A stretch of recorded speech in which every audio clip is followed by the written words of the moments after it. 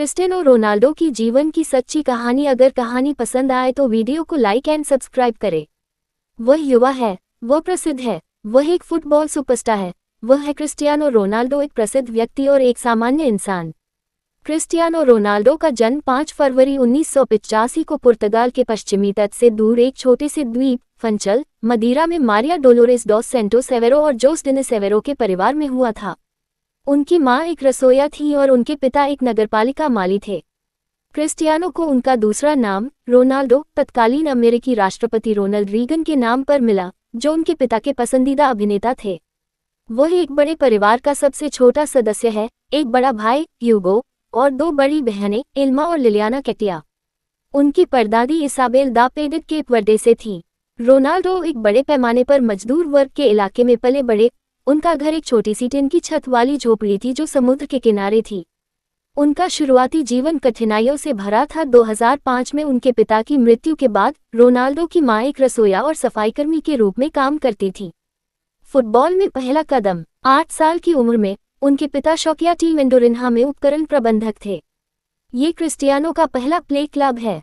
1995 में रोनाल्डो ने स्थानीय क्लब नेशनल के साथ अनुबंध किया।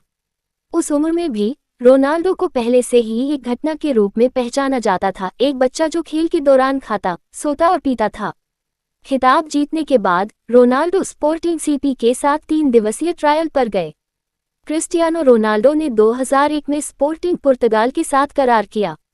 वह स्पोर्टिंग की अंडर-16, अंडर-17, अंडर-18, बी टीम और पहली टीम के लिए एक ही सीजन में खेलने वाले एकमात्र खिलाड़ी बन गए।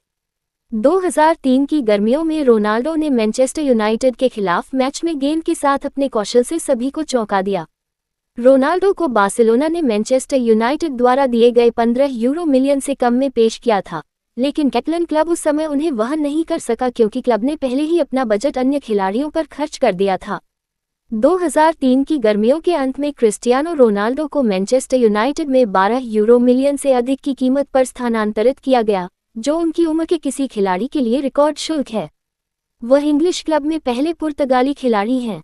उन्हें 7 नंबर वाली एक शर्ट मिली, जिसे George Best, Bryan Robson, Eric Cantona और डेविड बेकहम जैसे खिलाड़ियों ने पहना है। रोनाल्डो ने कहा, प्रसिद्ध शर्ट प्रेरणा का एक अतिरिक्त स्रोत थी। मुझे इस तरह के सम्मान को जीने के लिए मजबूर होना पड़ा। उन्होंने बोल्टन वांडरर्स पर 4-0 की घरेलू जीत में 60वें मिनट में एक विकल्प के रूप में अपनी टीम की शुरुआत की। उन्होंने 1 नवंबर 2003 को पोर्ट्समाउथ पर 3-0 की जीत में फ्री किक के साथ मैनचेस्टर यूनाइटेड के लिए अपना पहला गोल किया।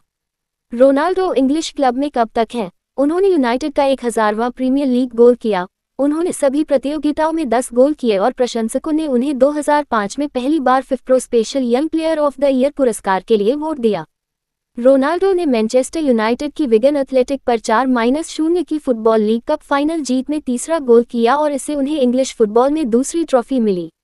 उन्होंने पहली बार 20 गोल की बाधा को तोड़ा और 2006-2007 सीजन में मैनचेस्टर यूनाइटेड के साथ अपना पहला लीग खिताब जीता। 19 मार्च 2008 को रोनाल्डो ने अपने करियर में पहली बार बोल्टन पर घरेलू जीत में यूनाइटेड की कप्तानी की। 2-0 की जीत में दोनों गोल किए। 15 नवंबर 2008 को स्टॉक सिटी पर 5-0 की जीत में रोनाल्डो ने मैनचेस्टर यूनाइटेड के लिए सभी प्रतियोगिताओं में अपना 100वां और 100 पहला गोल किया, दोनों ही फ्री किक से। 11 जून को मैनचेस्टर यूनाइटेड ने रोनाल्डो के लिए रियल मैड्रिड की ओर से 80 मिलियन पाउंड की बिना शर्त पेशकश स्वीकार कर ली, जब ये पता चला कि उन्होंने फिर से क्लब छोड़ने की इच्छा व्यक्त की है। रियल मैड्रिड 2009 और सफलता का मार्ग। 26 जून 2009 को रियल मैड्रिड ने पुष्टि की कि रोनाल्डो 1 जुलाई 2009 को मैनचेस्टर यूनाइटेड से 80 मिलियन पाउंड में क्लब में शामिल होंगे, शर्तों पर सहमति जताने और 6 साल के अनुबंध पर हस्ताक्षर करने के बाद। इससे रोनाल्डो इतिहास के सबसे महंगे फुटबॉलर बन गए। रोनाल्डो ने 21 जुलाई को मैड्रिड के लिए पदार्पण किया और एक सप्ताह बाद उन्होंने एलडीयू क्विटो पर मैड्रिड की 4-2 की जीत में पेनल्टी के साथ अपना पहला गोल किया। 10 अक्टूबर को टखने की चोट लगने के कारण, जब रोनाल्डो हंगरी के खिलाफ पुर्तगाल के साथ अंतर्राष्ट्रीय ड्यूटी पर थे, उन्हें 25 नवंबर तक बाहर रहना पड़ा, इसलिए वे मिलान के खिलाफ मैड्रिड के चैंपियंस लीग ग्रुप स्टेज के दोनों मैच चूक गए। 5 मई 2010 को रोनाल्डो ने मेलोका के खिलाफ एक दूर के खेल में अपनी पहली रियल मैड्रिड हैट्रिक बनाई। 2010 की गर्मियों में राउल गोंजालेज के जाने के बाद रोनाल्डो को रियल मैड्रिड के लिए नंबर 7 की जर्सी सौंपी गई। दक्षिण अफ्रीका में खेले गए 2010 फीफा विश्व कप में रोनाल्डो ने पुर्तगाल की कप्तानी की थी, लेकिन टीम अंतिम 16 में भावी चैंपियन स्पेन से हार गई थी। बड़ी खबर, 3 जुलाई 2010 को रोनाल्डो ने अपने फेसबुक पेज पर घोषणा की कि वे एक बच्चे के पिता बन गए हैं। बच्चे का नाम क्रिस्टियानो रोनाल्डो जूनियर रखा गया है और वह अपने पिता के संरक्षण में है। क्रिस्टियानो रोनाल्डो ने खबर की घोषणा की और गोपनीयता और सम्मान का अनुरोध किया। दिलचस्प तथ्य यह है कि अब तक लड़के की मां अज्ञात अमेरिकी महिला है। सफलता जारी है। सीजन 2010-2011 में ला लीगा स्पेन में 41 गोल किए, जो उनके लिए रिकॉर्ड है और जिसने उन्हें फिर से यूरोपीय गोल्डन शूज जीतने का मौका दिया। 17 अगस्त 2011 को रोनाल्डो ने रियल मैड्रिड के साथ बार्सिलोना के खिलाफ पहले हाफ में बराबरी का गोल करके अपना 100वां गोल किया। उन्होंने 27 अगस्त 2011 को रियल ज़रागोज़ा पर 6-0 की जीत में हैट्रिक के साथ 2011-12 ला लीगा सीजन की शुरुआत की। 2012-2013 सीजन की शुरुआत रोनाल्डो ने रियल मैड्रिड के साथ सुपरकोपा डी एस्पाना जीतकर की, जिसमें बार्सिलोना के खिलाफ 4-4 गोल के कुल स्कोर से जीत में 2 गोल किए। क्रिस्टियानो रोनाल्डो की सफलता का सिलसिला 2012-2013 के सीजन में भी जारी रहा। 9 अप्रैल को रोनाल्डो ने 2 गोल करके रियल मैड्रिड को चैंपियंस लीग के सेमीफाइनल में पहुंचाया। न केवल एक सुपरस्टार, सितंबर 2011 के पहले सप्ताह में रोनाल्डो के शारीरिक प्रदर्शन की विश्व मीडिया द्वारा जांच की गई, जब कैस्ट्रॉल ने Ronaldo tested to the limit नामक एक टेलीविजन फिल्म रिलीज की। उन्हें मानसिक और शारीरिक सहित कई क्षेत्रों में परखा गया।